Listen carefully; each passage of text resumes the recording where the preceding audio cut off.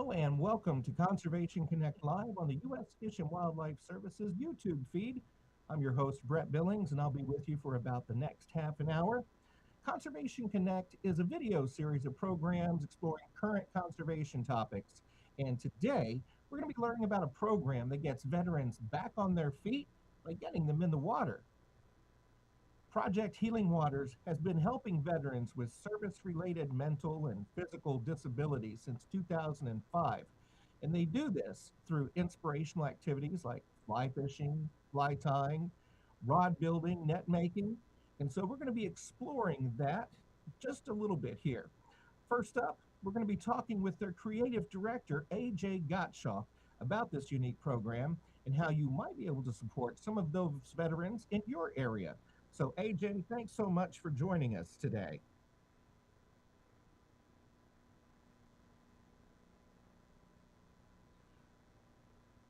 First of all, AJ, I wanted to find out what exactly is Project Healing Waters and how did it get started? All right, Brett, thanks so much for having me. Project Healing Waters started in 2005. It was started at Walter Reed Medical Center by a Navy captain by the name of Ed Nicholson. His intent was to help wounded soldiers returning from Iraq and Afghanistan to basically get out of the dark place in their head associated with that recovery process simply by taking them out on the grass and casting fly rods. That developed into fishing opportunities and instruction across the board in all those program aspects you noted. So fly casting, rod building, fly tying, and certain elements in those beginnings for Project Healing Waters were very important to returning fine motor function to those wounded soldiers. So fly tying and rod building are both shown to have great impact on returning that fine motor function. Since then, we've grown to just over 180 programs across 48 states. The only states we're not currently in are Hawaii and Louisiana. Last year, we served approximately 6,500 veteran participants with 6,500 volunteers, both military and non-military. Wow, so that's almost a 1-to-1 ratio of volunteers to participants. To date, how many veterans and active duty members have been served by your program? So when we started a little more accurate data collection in 2012, since then, just over 10 years, we've served approximately 65,000 veterans. And more importantly, one of the sort of benchmarks of performance in this growth of resilience in our veteran participants is when those participants return as volunteers. Sort of the ability to progress from participant to volunteer. 10% of our volunteers currently were participants. Gotcha. Now, AJ, there is something in front of you. Can you explain what you've got there with you today? So this is part of the core of our programming. That is fly tying. So we've got a fly tying vise sitting here. We have got a bass bug. It's basically what this is. If you're familiar with topwater fishing, this is going to walk the dog like an old school Zara spook. It is tied to represent a Vietnam campaign ribbon, and it's a great way to sort of show the growth of a fly tyer as they build into more advanced techniques like spinning deer hair. But at the end of the day, what this is just functionally a jig that holds a hook and allows you to wrap thread around it to create the lure that you're going to be fishing with, which we refer to as flies. Wow, that is pretty awesome to think that you can make fishing lures that look like combat ribbons. Being a veteran myself, I'm thinking, now, how does my Army service ribbon, my ARCOM, how do those translate into flies and fishing lures? I'll have to think about that, but certainly gives me some new color schemes to play with.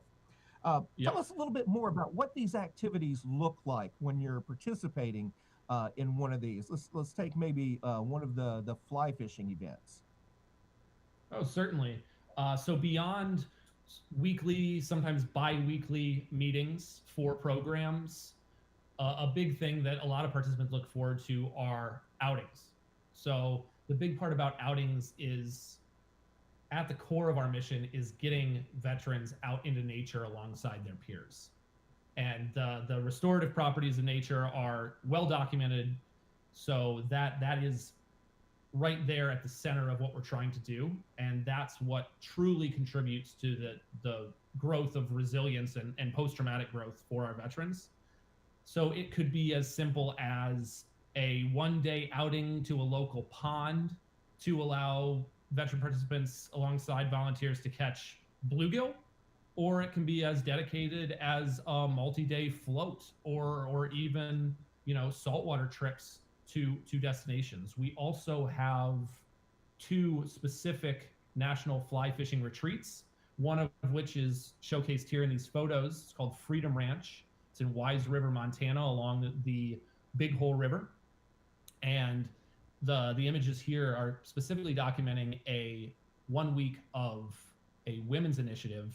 So it was only female veterans along 1 week with each other, being able to interact, being able to fish, being able to build that camaraderie that's so often lost when veterans separate from the military. Got it. That looks like a beautiful locations that you all have there. Can you tell us a little bit maybe about some of the partners that you work with on these different trips and classes and things you offer? Yeah, absolutely. And, you know, the partnership aspect is specifically important in the stuff that relates directly to what you guys are doing, which is conservation. We have a number of conservation partners: Trout Unlimited, Bonefish and Tarpon Trust. We're working with a number of others as we continue to grow that, from large-scale organizations like American Rivers to small-scale and growing organizations like the Two Will Foundation. What they give us the opportunity to do is not only do these fishing outings, but also conservation and land stewardship opportunities, everything from replanting mangroves in areas devastated by hurricanes to rebuilding riparian landscapes, because we would be incredibly selfish to go out into nature to heal while not helping heal nature as well. If we weren't able to continue to access these wonderful spaces, then we wouldn't be able to continue to go through the healing journeys that we are attempting to effect. So you've got conservation, you got beautiful places, you got people helping these wounded warriors. I'm sure people out there are interested in, you know, how they can be involved in that, maybe as a volunteer. Some people maybe even as a participant. So let's talk a little bit about how folks can get some information. I understand that you do have a website. Yes, sir. So here it is right here, projecthealingwaters.org, www.projecthealingwaters.org. Right there at the top, we do have that locations tab that allows you to see where locations nearest you are. There's, you know, plenty of information there, but when you go into that get involved section, and as you can see, you can scroll down here, you can see where the locations are physically, but you can also scroll down and go by state. Once you go into the sort of get involved or volunteer tabs, also under locations, you'll be able to fill out a contact form that'll allow you to say, hey, I want to participate, or hey, I want to volunteer. Oh, of course, there's a little 404 there. Try the volunteer page, my fault. And I'll make sure that I update that. But you'll be able to fill out that contact form. And for those that just prefer to go through their email browser, they can simply go through field support admin at projecthealingwaters.org. A bit of a mouthful there, but that's the easy way to get in touch with our local sector national staff that help our volunteers run each of their programs. Hey, that's super information. Thank you so much, AJ. And I know you've got to go, but before you go, could you give us a quick intro to our next guest? I understand that we've got somebody who has worked with the program in a number of facets, a number of ways, and maybe you can tell us a little bit about him. Yeah, absolutely. So here with us today, we've got Cameron Kushman. He is an incredibly talented cinematographer. He's been involved with our programs for nearing a decade, joined originally as a veteran participant, and now I have the honor of working alongside him for filming projects and also for being able to volunteer with his local program in Hamilton, Montana. So it's my honor and privilege to introduce Cam. All right, AJ, hey, thanks AJ. for that introduction, and thank you for all the information. So Cameron, you're in a unique position of having been a participant of Project Healing Waters to being involved with them as a filmmaker. So we're going to show a little bit of your film from one of their unique events out in Montana. Can you give us a little background on that event to set it up, please? Yeah, definitely. You know, and thanks for having me on. What's really cool about, you know, Project Healing Waters is this massive reach that they have. You know, being around for so long now, the organization has really been able to kind of lead the way in the fishing nonprofit world, and even leading the way in the outdoor world, especially, you know, when you know, with your post 9/11 veterans. And so, you know, what's really cool is that the program is doing something where, you know, just kind of backtracking, there's a lot more men in service than there are women, and that can be very intimidating for women looking for support networks and support groups and community post-service. And you know, what's amazing about the reach now that Project Healing Waters has is that they've been able to build this, you know, incredibly large community of you know, veterans, women, men. And so they do these programs now where an all-women's program, and one of those is to Freedom Ranch in Montana.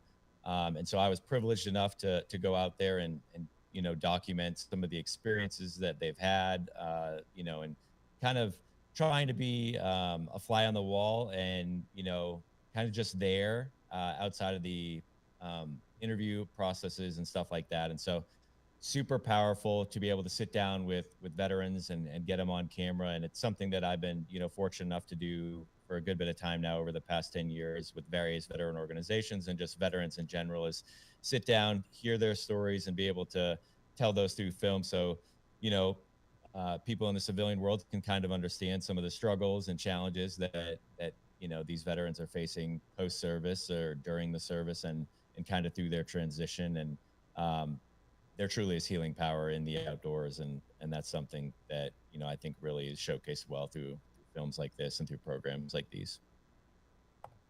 All right then, Cam, I think we're going to take a quick look at some of your work here, and maybe that'll give us a little fuller picture of what these events look like. So it looks like we're having a little bit of quick technical support. There we go. I think Project Healing Waters is more than just fly fishing. I had become quite a shut-in before I found Project Healing Waters. My daughter got real concerned. I wasn't leaving the house, and she drugged me to a booth that they had at a state fair. And ever since I found them, it's given me a purpose to leave the house, which I didn't have for a long time. The biggest thing for me is that my military service was something I was so proud to do, but it's taken like its toll on me. Sometimes you have really hard days, and the thing that makes it the hardest is that it's not like I'm not a disabled veteran that's lost my leg. You know, it's kind of like inside. Depression really sets in, and then thoughts of suicide enter your mind. So you keep that bottled inside, and secretly I was just praying that God would kill me. But then Project Healing Waters comes along. It has totally changed my life. No longer do I pray for God to kill me. Now I pray that God just sends me the big fish to my hook. The way people start to relax, anytime we're all out together, everybody is just calmer around each other than we are in public. I think it's just the whole feeling of camaraderie. I don't think there's enough opportunities for women veterans out there. And so the fact that Project Healing Waters offers this, I think, is absolutely amazing.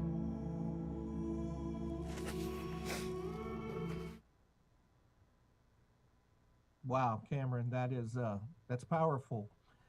Tell us a little bit more, if you would, about what it looks like when the program uses the outdoors for healing for these people. You've been on the inside of that, so you've seen it from both the filmmaker perspective and as a participant. Yes, sir, without a doubt. You know, the outdoors is there's this power. You know that it's where we essentially come from. It's where we essentially end. And there truly is this connection to the outdoors that we all have. And some people find that early in life. Some people find that later in life. And I hope that everyone finds that at some point during their life. Because it isn't just veterans that can reap the benefits of the outdoors.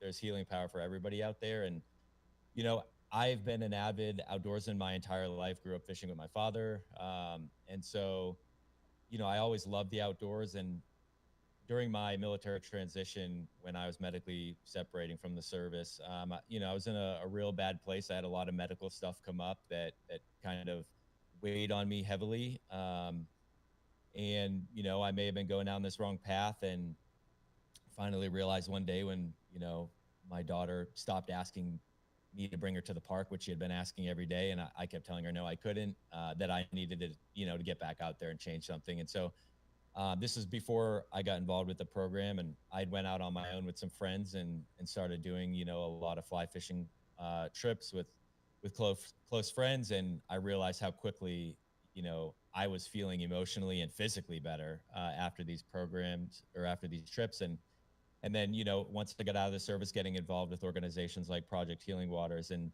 seeing the impact that it has on so many other people, it's truly incredible. And there's a lot of people that that may have doubts, like how's fly fishing gonna save my life, or how's it gonna change something for me? And it doesn't have to be the specific act of fly fishing or anything like that. It's truly like getting outside, taking a breath of fresh air in. If you don't have access to head to some famous river that you watched in a movie once to go fly fishing, and you only have a 1 acre park that's down the road, go sit on a bench, breathe in some fresh air, listen to the sounds around you. Because truly, like, even those short periods of time where you kind of can just decompress and take a break from the busyness of life around you is truly life-saving. And it gives you a great reset. And there truly is just power in the outdoors, and it's as simple as that. So a lot of people have sort of the image of fly fishing as this serene kind of sport. You're alone on a big river and very quiet, very tranquil. But just from watching your video there, it looks like there was a lot of camaraderie and peer support going on at these events. Talk a little bit about that, if you would. Yeah, definitely. It's really funny. Fly fishing is always associated with trout and mountain streams, but the reality is now you can catch any fish on the fly that you could target with conventional gear, from sharks to the tiniest of trout. They're being caught now, and so it can be extremely hectic and a lot of fun, and it could also be this very soothing thing. But what is really important that people don't realize during their time in is that sense of community and camaraderie.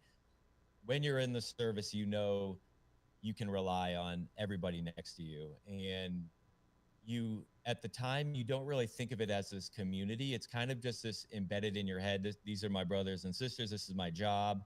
They're here for me. And you don't necessarily look at that as community while you're active duty. And post service, a lot of veterans really struggle with what feels like something is missing. And 90% of the time what that is that community, is that brotherhood and that sisterhood.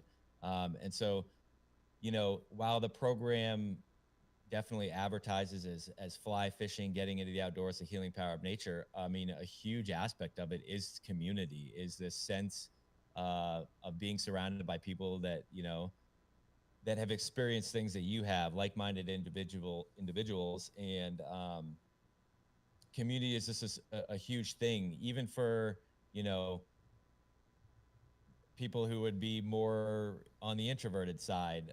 Community is still such an important thing, even if it's just sitting back and listening, or being the person like myself who talks far too much in group settings.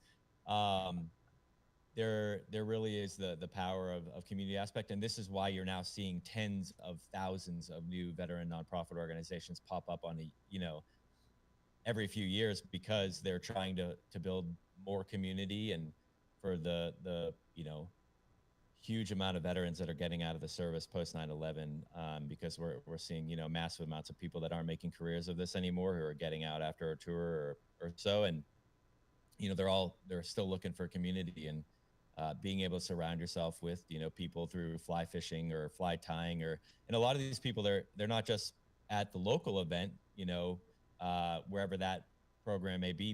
They then go off and go fishing on their own. They've created these incredible friends, and it's not just, hey, we're going to meet on Tuesday and that's it. It's, hey, come over for a family barbecue. And I mean, lifelong relationships come out of programs like this, and that's what it's all about. Yes, and here we have is one of the shots from that all women's event that you were talking about earlier. One of the phrases I hear used with Project Healing Waters is conservation through awareness. Can you tell us a little bit about what that means to you? Yeah, definitely. We can't enjoy the beautiful places around us if we don't take care of them. And in 2020, when the world changed, we saw a huge influx of people into the outdoors, and people that had never experienced the outdoors. And so at the same time, we also saw, a lot more trash hit our public lands and stuff like that. And so kind of, as we bring in new people into the sport, we're always letting everybody know, hey, listen, if we want this place to be around for the future generations and our kids and their kids, we've got to take care of it. We need to leave the place better than how we found it. And so, it's always good to bring a trash bag or, a backpack or some type of device that if you're out on the water, you can, pick up some trash. If you see it on the ground, throw it in the bag and, dispose of it properly at the end of your day. And, even if it's not yours, you want to leave it better than you found it, because, public lands, they get closed when they're taken advantage of. And if we don't treat them right, they're not going to be around forever. And so, letting people know, like, hey, this is what it's about. We need to take care of our lands. And it's as simple as, picking up a piece of trash a day when you're out for a walk. You don't have to, go crazy. We love it when people do. There's a lot of great organizations that are doing phenomenal work when it comes to cleaning and restoring organizations. And like AJ said earlier, we work with a lot of really good nonprofits and state and federal, services that are out there teaching the same thing, and they're doing the work on the ground. So super important to leave it better than, how we found it. Wow, Cameron, thank you so much for your inspirational story and your lovely images. Any last thoughts you want to leave us with about Project Healing Waters before we go? Yeah, I would just say, if you're a veteran and, you're watching this, or just veterans in general, it can be really hard for veterans to want to seek help. During the service, it's kind of embedded into your head, especially in a lot of your combat arms jobs, like seeking help is the wrong answer. If you're hurt, drink some water, carry on. As an infantryman myself, that's kind of the mentality that was, kind of bashed into your head, per se. And so getting out, a lot of people, they struggle with asking for help. Asking for help is the biggest sign of strength, and you're doing all those around you that you don't need to live in this state of mind, or that isn't ideal for you. And so reach out for help. And this goes for anybody. Reach out for help. There's loads of organizations, communities that help people from all walks of life. It doesn't matter if you're a veteran, but for Project Healing Waters, if you're a veteran, reach out for help, join the community, get out on the water, head outside, take a breath of fresh air in, and get into the outdoors. All right, Cameron Kushman, thank you so much for joining us today to talk about Project Healing Waters. Best of luck in your continued work with that program, and also in your filmmaking. It looks like you're capturing some incredibly moving and important imagery working with them. So thanks for joining us today. Thanks for having me. And by the way, folks, make sure that you tune in coming up next week. This time next week, we're going to be having our Live from the Eagle's Nest broadcast. That'll be Thursday, April 18th at 1 p.m. Eastern Daylight Time. Your host, Sarah Gannon, will be featuring Deborah Lee Rose and Janie Veltkamp. These are the authors of the book Beauty and the Beak, How Science, Technology, and a 3D printed beak rescued a bald eagle. Plus, we'll be getting an update on the latest news from the NCTC Eagle's Nest. So make sure to tune in. That's going to be next week, next Thursday at 1 p.m. Eastern Daylight Time on the Fish and Wildlife Service YouTube feed. That's it for this week. Thank you for joining us, and we will see you next time.